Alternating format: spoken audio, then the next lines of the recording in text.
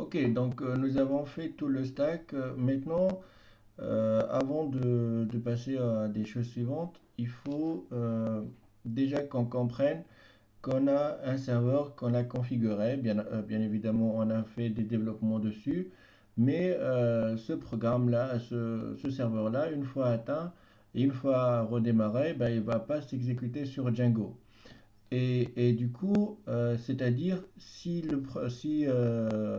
l'instance crash, donc c'est-à-dire ben, le programme ne va pas fonctionner. C'est-à-dire on ne va pas avoir l'interface graphique et on ne peut plus tester notre programme et du coup il ne devient plus opérationnel.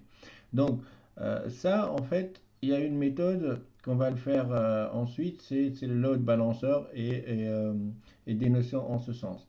Mais avant ça, il faut qu'on comprenne que la machine devrait déjà redémarrer sur le serveur Django. Et ça, c'est important parce que si elle ne redémarre pas sur Django, donc là, ça nécessite que je rentre et je mets les instructions à la main. Et ça, c'est pas possible parce que nous, on compte faire du load balancer, c'est-à-dire si cette machine crash, AWS va me balancer sur un autre serveur automatiquement. Et si ce serveur-là ne lance pas Django automatiquement, donc là, on n'a pas fait grand-chose et c'est vraiment un problème. Donc pour résoudre ça, donc je vous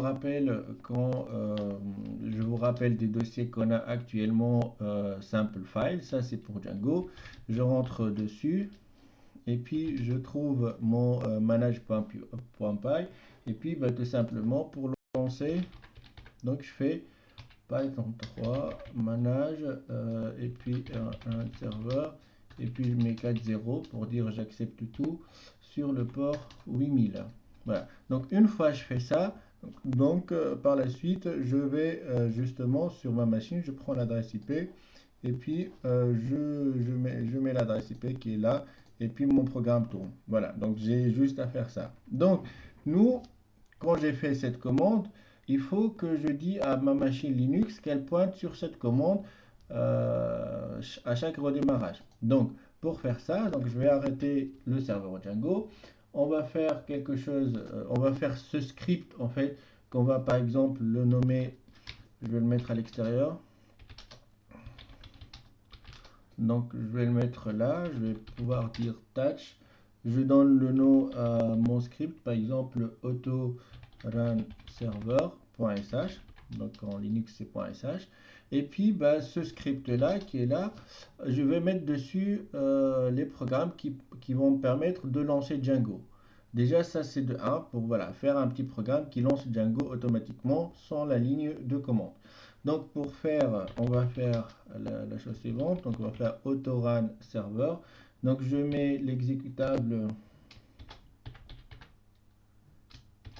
et puis je mets bash.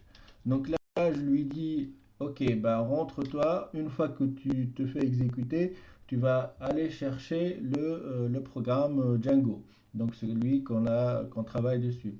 Donc là, il va aller sur home, ec2 user, je vais le mettre tout dans une seule ligne, hop, ec2 user, et puis je mets alors sample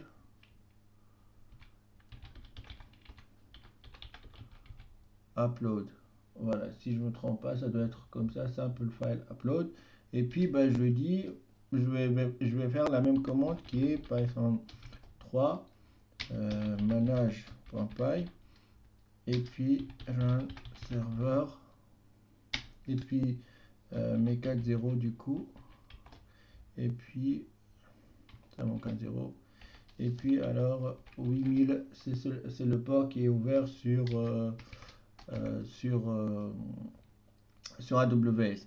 Et du coup, là, je mets et. Pourquoi? Parce que en fait, je pourrais faire d'autres commandes où je travaillerai plus sur la machine. Parce que si je ne mets pas le et j'arrête la ligne de commande, donc là, Django va s'arrêter automatiquement. C'est-à-dire, si je mets et, c'est-à-dire je vais lancer déjà Django, mais aussi je vais pouvoir travailler. Donc c'est pour ça que je mets et je la laisse en vide. Après, je fais un exit 0. Voilà. Donc ça, j'ai mon exécutable, j'ai mon CD home EC2 user. Donc pour moi, pour vous, ça pourrait être un autre dossier. Et puis, bah, je lance la commande. J'ai juste à faire ça. Donc là, je fais un yes. Et puis, cet exécutable, je vais lui donner des commandes, je vais le rendre exécutable. Donc, je vais lui donner les droits. Donc là, autorun.sh, donc là, il va devenir vert. Donc ça, c'est cool. Maintenant, si j'exécute ce petit programme, ben, je vous montre là, j'ai pas Django qui fonctionne, donc celle-là, elle va plus fonctionner. Ben là, elle se retrouve plus. Donc là, le site est inaccessible. Pour tester, donc, je vais lancer ça. Et là, j'ai Django qui fonctionne. Donc, si je reviens, je vais retrouver mon site à refonctionner encore une fois. Donc là, je peux même sortir de la ligne de commande et faire des choses. Et aussi, mon site va rester en état de fonctionnement. D'accord? Donc ça, c'est le premier truc qu'on va le faire. Maintenant, autre chose, c'est pour dire à AWS que, ou bien à l'instance, qu'elle doit exécuter ce programme-là à chaque redémarrage. Donc on a un truc sympa qui s'appelle cron, qui est déjà installé. Donc pour pouvoir le trouver, il faut que je rentre par des droits admin, donc sudo, et puis je fais un cron tab, moi et puis je mets le user. Le user à qui aura le droit d'exécuter Django à chaque redémarrage. Donc nous, quand on redémarre la machine, on rentre directement sur ec2-user. Donc ec2-user. Donc ça, c'est le user qui va avoir le droit aux opérations qui sont dans le cron. Donc là, quelles sont ces opérations? Ben, pour moi, c'est de faire... Donc là, je fais un insert, si vous voulez, puisque je suis sur, sur VI. Donc je mets un reboot. Donc ce n'est pas les mêmes commandes que le nono, mais je rentre sur reboot. Je vais faire l'emplacement, je mettrai en fait l'emplacement de mon exécutable qu'on vient de le créer. Donc il est bien dans user et puis donc il s'appelle autorun server.sh, il faut pas l'oublier. Et puis bah, une fois c'est bon, donc je fais échappe et puis WQ pour dire quitter. Donc W pour write et Q pour quitter. Donc là, il me dit installing new cron tab. C'est-à-dire là, il a reconnu, bah, voilà, il a pris en considération que le autorunserver.sh, il est bien exécutable, il l'a bien pris en considération. Si vous n'avez pas ça, c'est-à-dire vous avez un problème. Et donc, pour dire maintenant à la machine que ce cron-là devrait être exécuté à tous les redémarrages, donc là, je vais faire la fonction suivante, chkconfig, et puis cron d, et puis on. Je vais lui dire, voilà, exécute-moi ça. Ici, j'ai peut-être un petit problème dans le chkconfig. Cron D, ça manque un R. Voilà. Donc là, en fait, sudo chkconfig cron D on, c'est-à-dire lui, il va mettre en enable ce service à tous les redémarrages. Donc forwarding request.